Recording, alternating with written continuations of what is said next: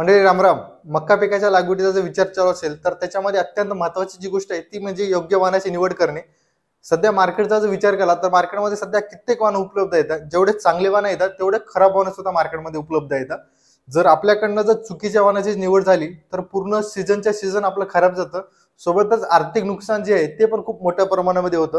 तर हे झालं नाही पाहिजे आणि आपल्याकडनं योग्य वाहनाची निवड झाली पाहिजे. तर या उद्देशानं हा व्हिडिओ आहे. तर त्याच्या अगोदर मी एक गोष्ट क्लिअर करू इच्छितो की मी या व्हिडिओमध्ये कोणत्या कंपनीज जे आहे ते प्रोडक्ट प्रमोशन बिलकुलच करत नाहीये. जे वाहनं शेतकऱ्यांच्या फायद्याचे आहेत, शेतकऱ्यांचं हित ज्या वाहनाकडनं होणार आहे अशीच वाहनं मी जी आहे ते या व्हिडिओमध्ये सांगितलेली आहेत. तर सर्वात उत्कृष्ट 5 वाहनाबद्दल आपण चर्चा करणार आहोत. त्याच्यामधलं पहिलं जे वाहन आहे ते म्हणजे पॉयनियरचं 3524 या वाहनाबद्दल जर सांगायचं झालं तर याचे जे मुळं असतात हे मजबूत असतात, ज्याच्यामुळे होतं असं की बऱ्याच वेळेस पावसामुळे किंवा हवेमुळे पूर्णच्या पूर्ण मक्का जो आहे तो आडवा पडतो आणि ते जे नुकसान जे आहे ते खूप मोठ्या प्रमाणामध्ये होतं. तर ह्या गोष्टी ज्या आहेत या वाहनामध्ये घडत नाहीत. दुसरी जी गोष्ट आहे ती म्हणजे याची जी उत्पादन क्षमता आहे हे जास्त आहे. त्याचं कारण असं की एका झाडाला जे आहे ते 5 कणसापासून 8 ते 9 कणस लागत असतात त्याची कंटिन्युटीमध्ये. दुसरी गोष्ट जी आहे ते मक्याची जी बिट्टी येते तर ती बिट्टी जी आहे ती ही लहान असते. आणि तिसरी गोष्ट जी आहे ती म्हणजे ते जे दाण्याचे जे लाईनी असतात, मक्याचे जे लाईनी असतात एका कणसामध्ये, तर ते 16 पासून तर 18-19 लाईनी जे आहेत ते कणसावर असतात. त्याच्यामुळे ओव्हरऑल जे आहे ते उत्पादन चांगलं निघतं. त्याच्यामुळे पॉयनियर कंपनीचे जे 3524 वाहन जे आहे ते चांगलं वाहन आहे.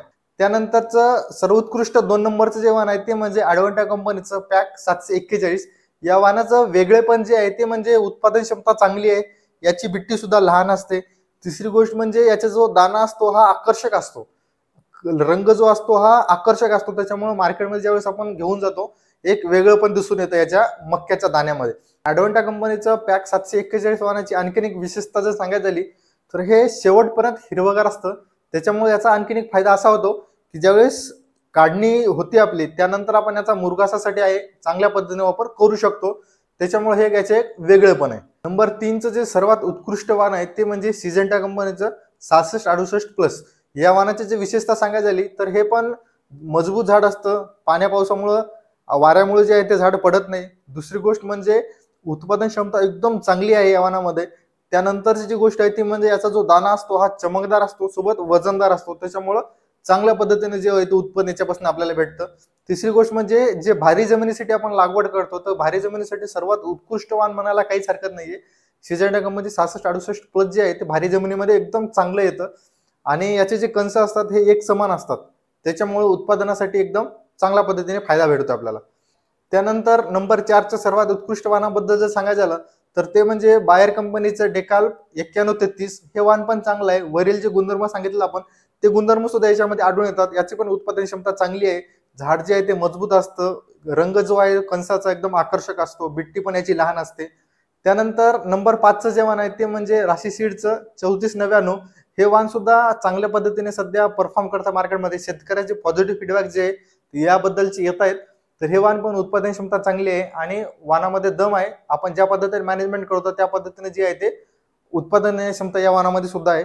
तर हे मक्का पिकातील सर्वात उत्कृष्ट 5 वाहनं होते. यापैकी तुम्ही कोणत्याही वाहनाची लागवड करू शकता आणि चांगल्या पद्धतीने जे आहे ते उत्पादन मिळवू शकता. तर याच्या व्यतिरिक्त तुमच्या एरियामध्ये असे कोणते वाहन आहेत का ज्याची लागवड करून सध्या शेतकरी संतुष्ट आहेत, उत्पादन क्षमता चांगली आहे आणि बरेच फायदे होत आहेत? असं कोणतं वाहन असेल तर कमेंट बॉक्समध्ये कमेंट करून आम्हाला नक्की सांगा. आणि शेवटी एवढीच इच्छा करतो की अन्नदाता सुखी भव. धन्यवाद.